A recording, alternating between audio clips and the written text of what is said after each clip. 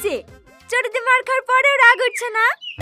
এইবার আমি শিওর তুমি প্র্যাকটিক্যালে পাস করবাই। চলো, তোমাদের সবার লেগে চা করে এসছি, চা খেয়ে এসে আবার মার খাইও।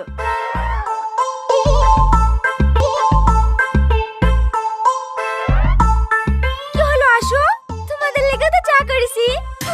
হ্যাঁ, আসছি।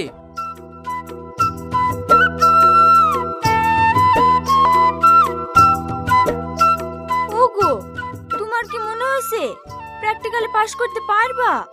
পাস তো করতেই হবে, না হলে এই বয়সে চাকরি চলে গেলে তোমাদেরকে খাওয়াবো কি? তোমার দোষ আছে যে, ছোট্ট কথা হুট করে রেগে যাবা। কি গো, তোমরা বসে কেন, চা খাও। হ্যাঁ, ভাবি একটা কথা জিজ্ঞেস করব। হ্যাঁ করো। ভাই এবার মার খাচ্ছে কেনে? ও, এই কথা, তাহলে শোনো।